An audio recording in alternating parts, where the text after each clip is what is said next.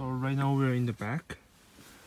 So for this guy, to take this off, you actually need to just grab it and make sure you pull out straight, like that. Just go over there, right over here, pull this straight out. Yeah, so basically what happens is that it's just these little tabs. There's just over there. As you can see, there's two mounting points for these ones. These are very strong. These are some kind of metal, so no problem. You can pull it hard.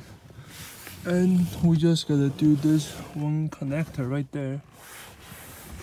And over here, you'll get this little release tab right here.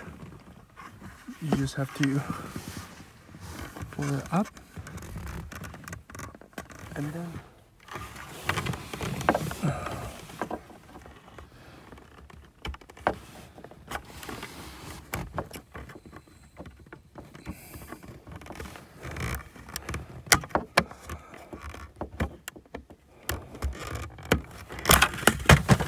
there we go.